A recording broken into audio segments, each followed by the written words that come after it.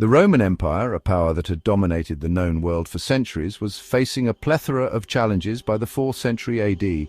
Internally, the empire was beset by economic instability, over-reliance on slave labor, and a succession of weak or corrupt emperors. Externally, the pressure from migrating barbarian tribes on the empire's borders was increasing, threatening to breach Roman defenses. These tribes, driven by various factors like climate change and pressure from other nomadic groups, sought land and resources within the empire's borders.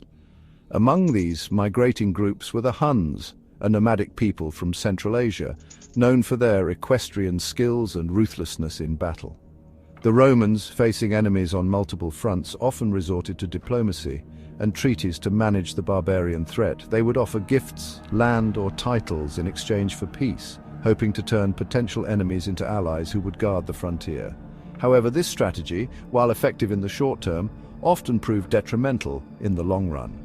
The Romans, blinded by their perceived invincibility, failed to grasp the long-term consequences of their actions, unwittingly setting the stage for their own downfall.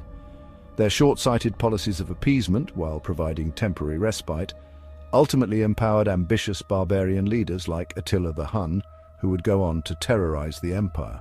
One of the most significant missteps by the Romans, which directly contributed to the rise of Attila, involved a peace treaty with the Huns in 395 AD. The treaty, signed after a series of Hunnic raids into Roman territory, was seen by many in Rome as a victory, a sign of their continued dominance. However, the terms of the treaty were deeply flawed, planting the seeds for future conflict. It not only recognized the Huns as a major power, but also granted them substantial annual tributes in gold and other valuables.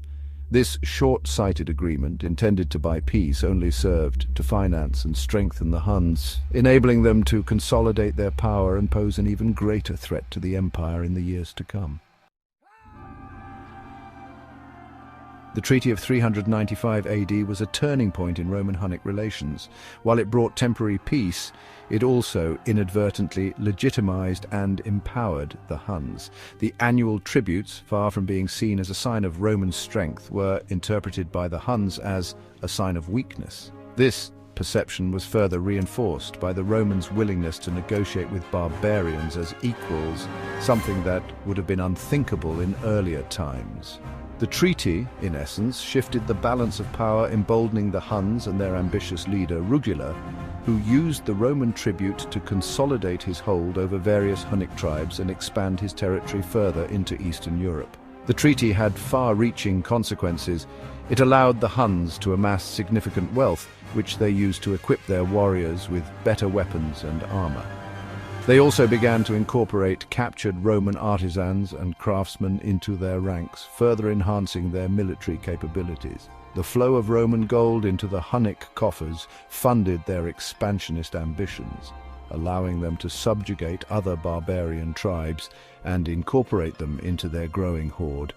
This amalgamation of various tribal forces created a formidable military force that would soon become a nightmare for the Romans.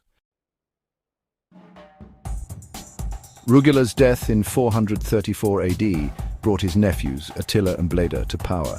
The brothers continued their uncle's aggressive policies, using the wealth and military might they had inherited to further expand their empire.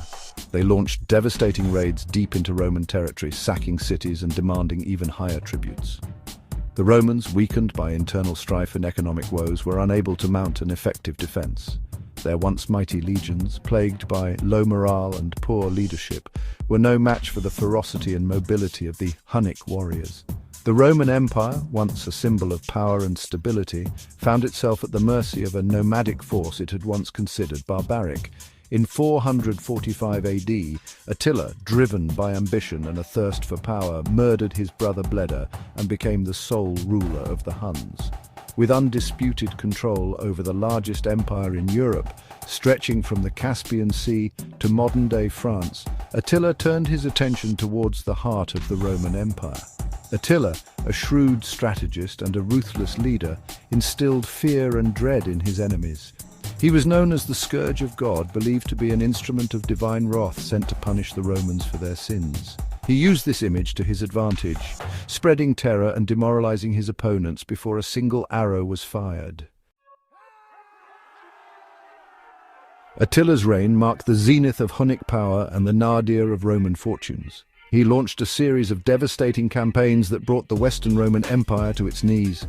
He sacked and plundered major cities, including Metz, Strasbourg, and Cologne, leaving a trail of destruction in his wake.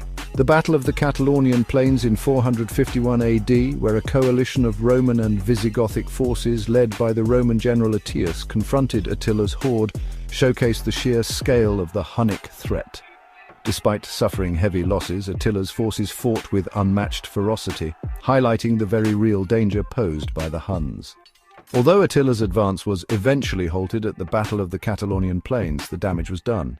The once mighty Roman Empire, already on the brink of collapse, was further weakened by the relentless Hunnic onslaught. The psychological impact of Attila's reign of terror was perhaps even more significant than the physical destruction. The image of Rome, the eternal city, being sacked and plundered by barbarians sent shockwaves throughout the empire and beyond. It shattered the myth of Roman invincibility, exposing the fragility of the empire and accelerating its inevitable decline. The short-sighted policies of the Romans, particularly the Treaty of 395 AD, had inadvertently paved the way for the rise of Attila the Hun.